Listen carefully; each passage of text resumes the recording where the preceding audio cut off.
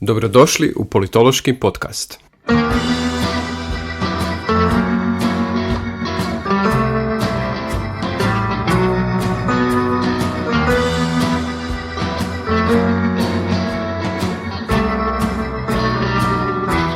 U Politološkom podcastu razgovaramo sa politolozima i znanstvenicima iz srodnih disciplina o njihovim istraživanjima, objavljenim radovima te temama kojima se bave u svom znanstvenom radu.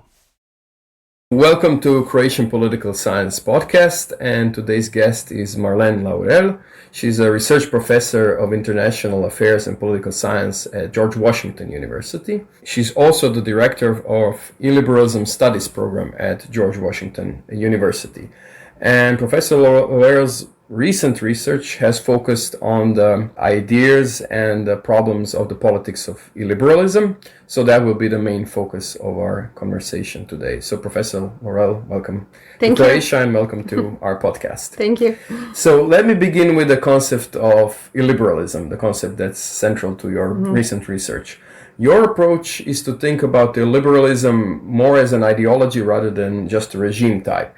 So can you explain a bit in more detail your understanding of illiberalism and what are the benefits of your approach of thinking of liberalism first and foremost as an ideology?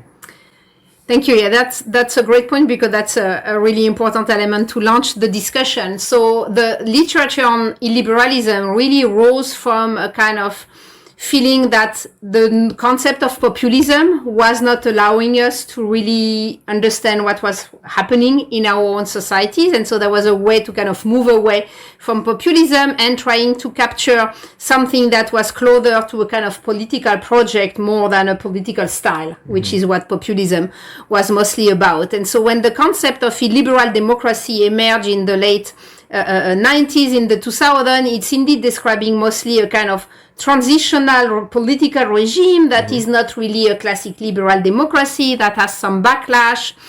And then globally, the term moved from the adjective to the noun to become illiberalisms. And that's where I really kind of became interested in it and trying to push for that concept, because for me, it's indeed the question is not to study really so much regime, but to study a new political order that is proposed. And therefore, it's an ideology more than a regime. You, of course, have a lot of overlap with regime kind of studies, but that's not enough to understand.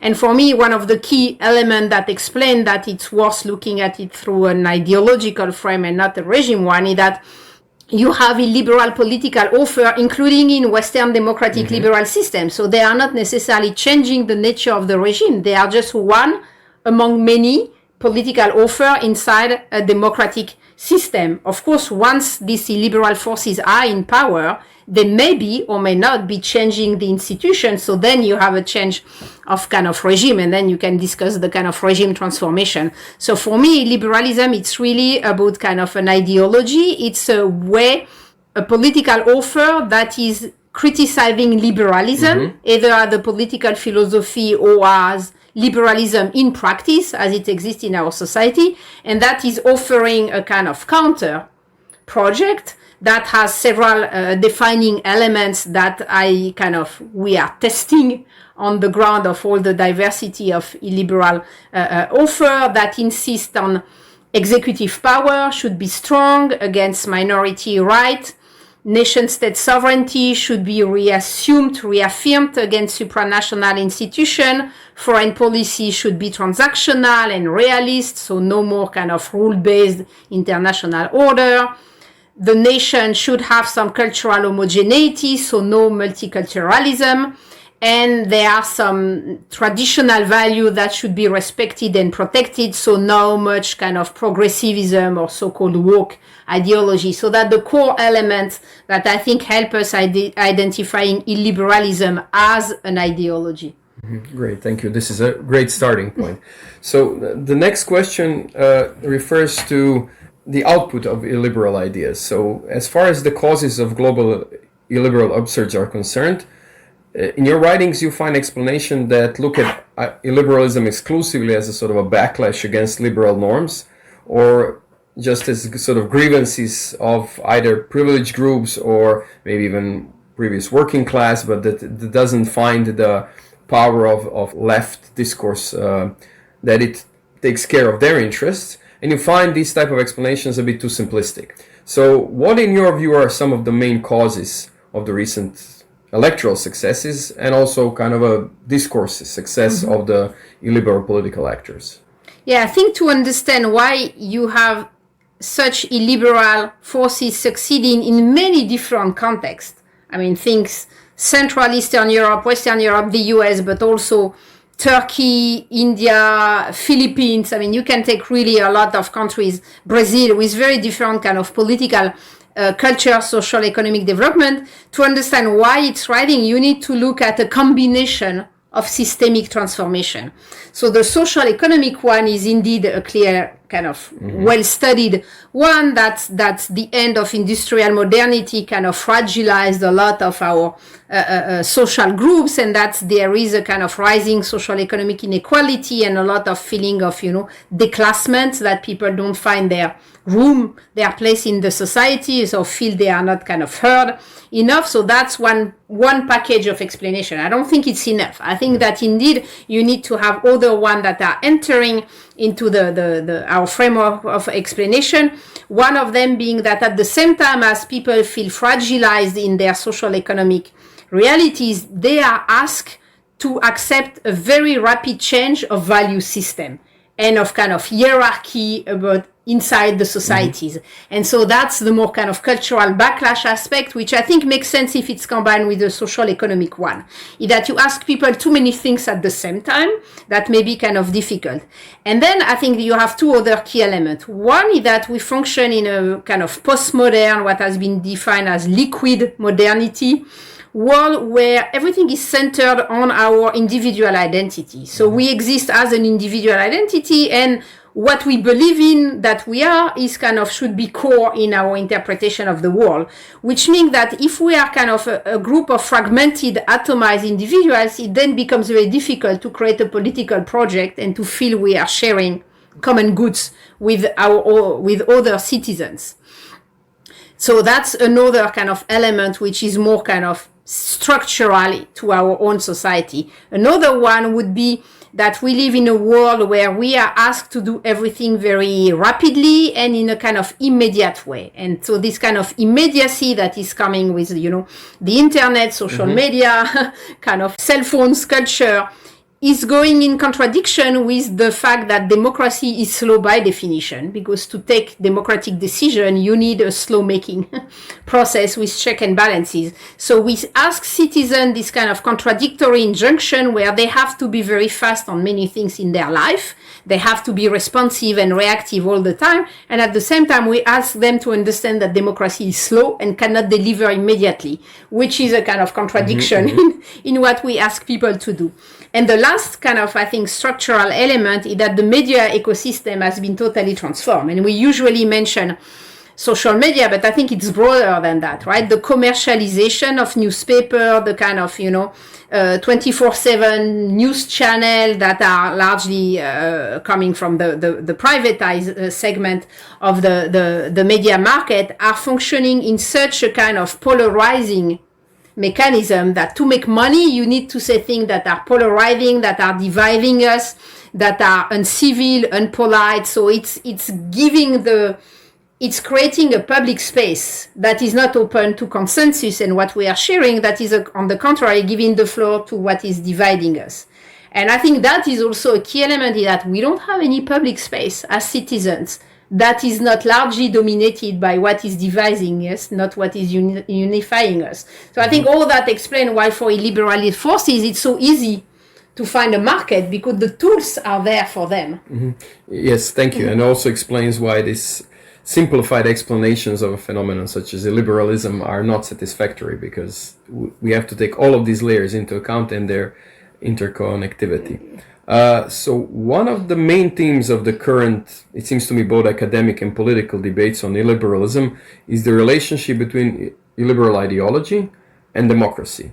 And there are influential political thinkers such as Jan Werner Müller or Nadia Urbinati who argue that there is no real democracy without adherence to at least some basic liberal norms, such as checks and balances, or independent media, or respect of the rights of the minorities, or certain inclusive public policies.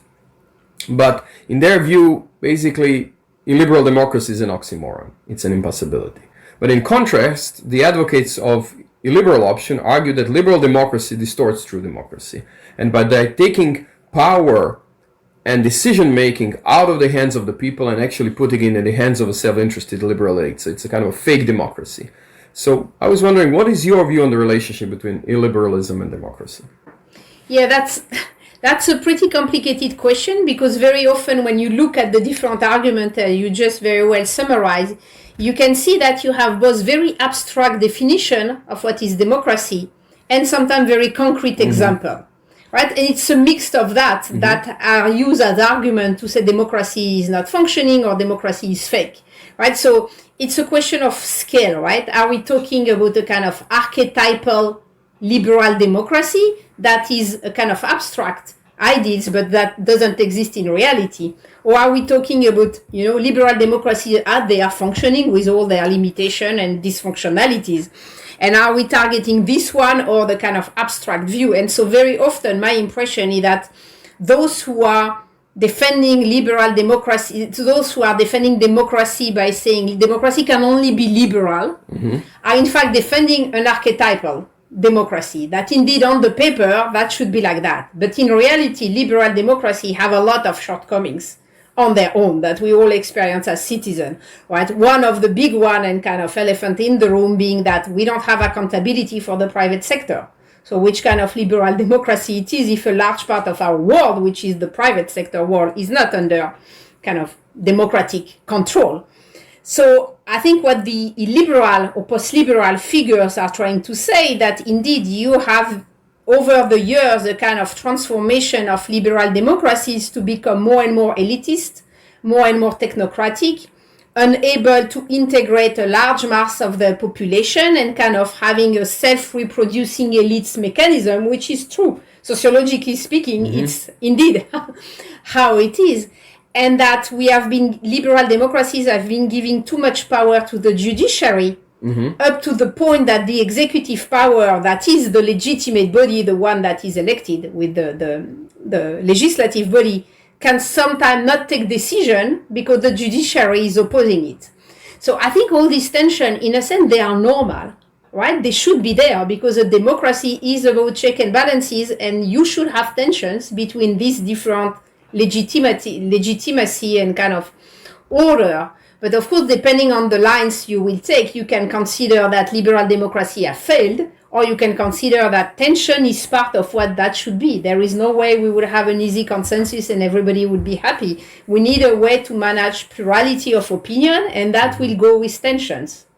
Thank you. So apart from theory, I think our audience is always interested in actually how political scientists and how political theorists work. So I wanted to ask you, and I want to turn to two projects that you have recently been involved in. So one of them is, and really mentioned in the introduction, you are you're leading the Illiberalism Studies program at George Washington University, and you're also, or you were an editor of Oxford Handbook of Illiberalism that was published last year, and that very quickly actually became main reference point to all the scholars that are working now in the field of studying illiberalism. So I was just wondering if you can, in short, tell our audience a bit more about this project of the work of the studies program that you established at George Washington University, and also editing the Oxford Handbook of Illiberalism. Yeah, absolutely. So the program was created in 2020. So when I launched it, the notion of illiberalism, especially with the isms at the end, was just at the beginning. People were mostly studying illiberal democracy and debating that more than illiberalism. So my perspective was I will immediately push for it's an ideology, not a regime studies. And so that was pretty much contested. I was feeling very much in the minority at that time. I think now I feel like, okay, the field has been much more established. You have been vindicated. Yes, in a sense, because there have been so much kind of electoral success by liberal forces. Media have been using the notion of illiberal, the adjective or the nouns, for good or bad, with good or bad definition, much more. And of course, Trump's second election kind of generated much more recognition that there is a political project beyond the illiberal forces and not only some kind of populist style or communication. The program has been built on what for me is the most interesting, is that it's a very horizontal platform where I try to attract colleagues who work in different fields, because I really believe that it should be studied only through kind of multidisciplinarity. So attracting colleagues from different fields and telling them, okay, let's build a little research axis on the program for you, where you can have people you consider are interesting, new scholar bringing research, so kind of pioneering in each the different field and kind of generating research that we then publish on the website.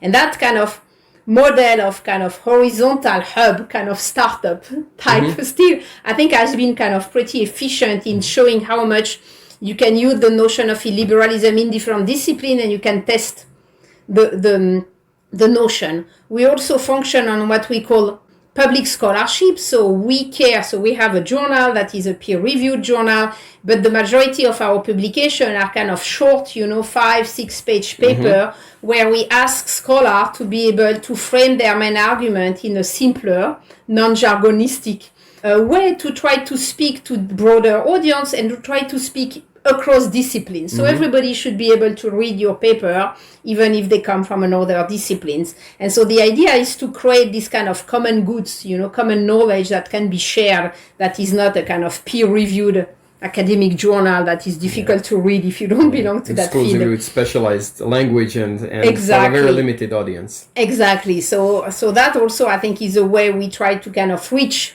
to a broader audience, and over 5 years we published like almost 400 short papers. And then came the Oxford Handbook of Illiberalism, and there the idea for me was like, I want to ask colleagues from different disciplines to test the concept for their own field, either by discipline or per country, different area studies, and I told them, here is my working definition.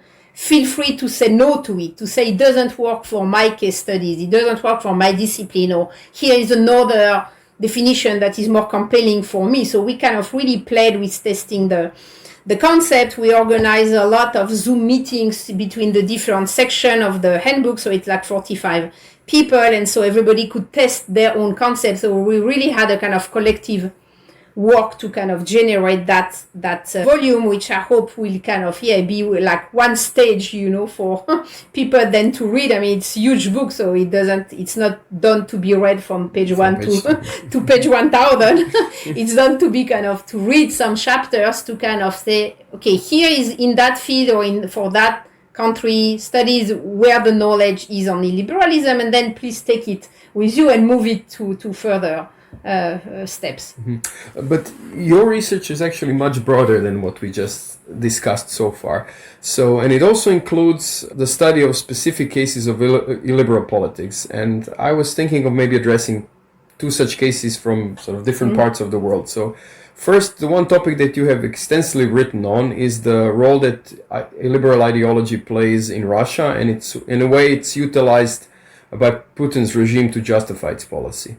Right, and I was also thinking the second case that I find interesting, and I know that you have also dealt with, is sort of the resurgence of illiberal kind of religious with a sort of often Catholic emphasis on a Catholic thought that we can find in the writings in the US of political theories such as Patrick Deneen and Adrian Vermeule, but also I think it's advocated and promoted by influential political figures such as the US Vice President's J.D. Vance. So I was thinking if you can share with us some of the main findings in these two cases where you applied your theoretical insights into the specific cases of illiberal politics. Yeah, absolutely. So yeah, indeed, I've been working on Russia for 25 years, and Russia is a fascinating case because in a sense it's the precursor of illiberalism, because it's the first country where I think precisely because the liberalism arrived in Russia at the collapse of the Soviet Union in all its versions, right? Political liberalism, economic liberalism, geopolitical liberalism.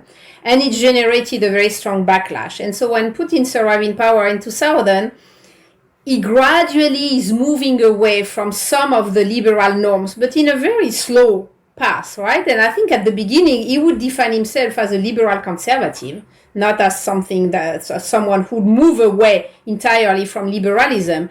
But then because he has been in power for 25 years and the Russian society and the Russian regimes has been evolving a lot over this quarter of centuries, you have a really unique case of gradually moving away from liberal norms up to building an ideology that is really shaped by the liberal values I was defining at the beginning in a kind of really extreme cases, especially since the full-scale invasion of Ukraine, and that has been really skilled as using ideological, storytelling to explain the population why the regime is the best one, why Russia is unique, and why Russia should have the foreign policy it has, including being at war with Ukraine and kind of what they call a civilizational war with the West. So I was interested in studying kind of this evolution and also the capacity of the Russian regime to co-opt a lot of ideological production of different brands, the religious, the secular, the ethno-nationalist, the imperial one, the very old-fashioned one, the more kind of postmodernist one, and trying to create its own kind of coherence gradually. And I think since the full-scale invasion, we have seen the Russian regime kind of moving forward in terms of creating ideological coherence up to the point that you can say now that you have a kind of state ideology in Russia that is kind of taught in school and kind of people feel more kind of indoctrinated with an ideology that has become much more coherent than what it was at the beginning. And then the case of the US that you were mentioning is indeed fascinating, because I think if we tend to be too much obsessed by kind of Trump, transactional policy, the fact that he may change his opinion, very often we miss that beyond him, you really have, so not Trump, but Trumpisms, you have a political project that has been gradually built here also. In 2016, it was not like that. It was really built after 2020, in fact, when Trump lost the election and was preparing the revenge, by a group of people who comes from different ideological tradition, but who kind of also coalesced around Trump as the best strategy for them to try to gain power. And indeed, as you said, J.D. Vance is now the kind of embodiment of Trumpism, or kind of post-Trumpism, as we could imagine him, because he's at the core of several of these different ideological ecosystems. He was influenced by indeed all these post-liberal thinkers who come from converted Catholics, and he has himself converted to Catholicism as a political conversion, but he's also very much connected to the right tech, or the Peter Thiel kind of dark enlightenment tradition. So he kind of trying to merge these two big trends that are behind or beyond Trump's successes. Is also connected to the MAGA world on some aspect, right? So he has that capacity in trying to create a kind of coherent brand of what Trumpism can be beyond Trump or even without Trump.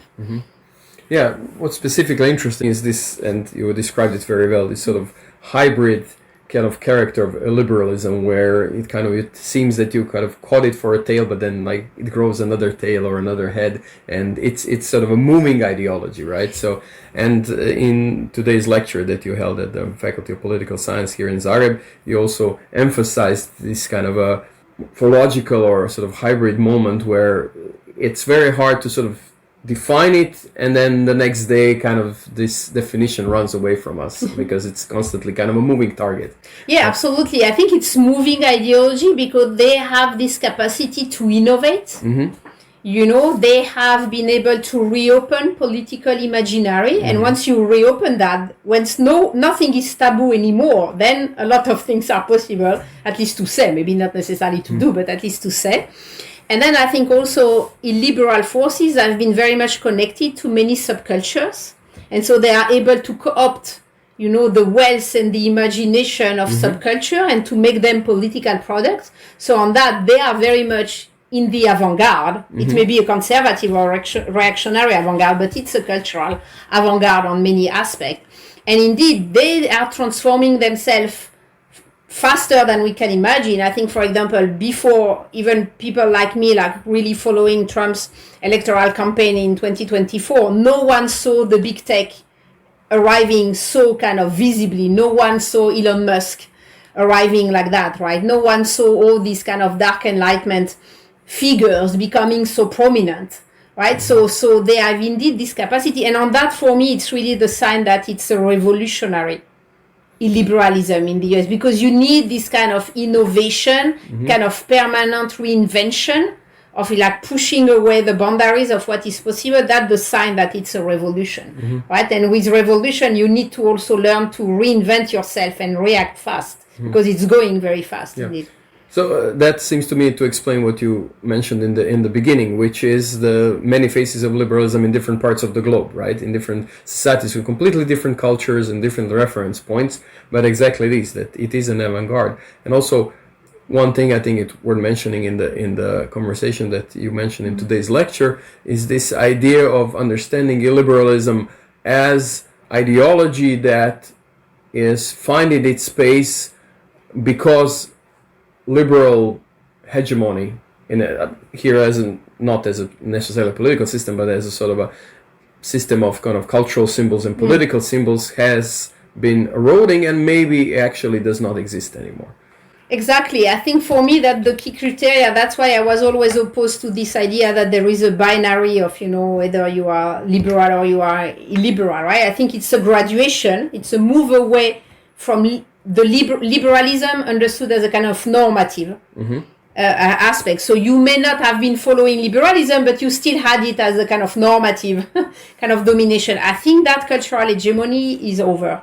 Now, it doesn't mean that liberalism is dead. It means that it will have to reinvent itself in a space where there will be a competing ideological political order offering themselves, and liberalism has lost, I think, and as we said, I think mostly for domestic failures or just domestic exhaustion, right? That what liberalism as a normative system could deliver doesn't function anymore. There is no more solution to the new challenges that our societies have to face in what is liberalism so far. So it's still functioning by inertia, but it has lost its capacity at reacting to the transformation of our society. And that's why illiberal forces, because they have that capacity to refute the normative aspect, they are not on the inertia side. They are on the reopening imagination side. And that gives them this kind of aspect that explain a large part of their electoral success. Yeah, that sounds very, very convincing. So in conclusion, I wanted to ask you about also your future research, but also what do you see as some of the main topics in the area of research of liberalism that you hope might be more opened or expanded in the future, both by you and by other scholars? So I see three big lines of research, right? One is really this kind of grassroots demand for illiberalism, explaining also the kind of, what psychology could bring, for example, in our study of illiberal demands. Why do we have some constituencies that consider it's a political project that makes sense for them? So really going at the grassroots level. Another aspect also connected to the grassroots is looking at what I call infrapolitics. That is all the cultural aspect of our life through which we explain or we express our worldview and our kind of ideological set of values, but that we don't frame as purely kind of politics. So it's all about, the music we like, the movies we watch, the way we think we should be eating and taking care of our body and being healthy. There are many elements that have an ideological background, and that I think it's a big understudied aspect globally of political science. It's way of life. Way of life is expressing ideological values, and I think that's what also illiberal forces have been able to kind of to identify. So everything that would be about, understanding podcaster, influencer, all this kind of the role of pop culture in transforming the vision we have of politics, the fact that for younger generation, politics will not go through classic elite figure and party. It will be much more fluid. It will come from friends, from influencer. It will be this kind of newsfluencer kind of type of figure that I think is it's a leading kind of a research a direction, and then connected to that also in a sense is everything related to technology, artificial intelligence, and illiberalism, which is probably where the new field of research that has been opening, and that is here also going too fast for what we can study, but it's probably the future of a lot of reflection on, you know, what can be a democracy in a time of artificial intelligence. That's great. That's a warning for political theorists like us to get out of our comfort zone, right? And not just read other political theorists and political philosophers, but also to throw our net much wider to try to understand the phenomenon like illiberalism. Exactly. Well, Professor Laruelle, thank you very much for the Thank conversation, you so much. and I'm sure our audience will really enjoy your insights. Thank you so much for your invitation. Slušali ste Politološki podcast u produkciji Hrvatskog politološkog društva. Urednik, glazba i voditelj Enes Kulenović.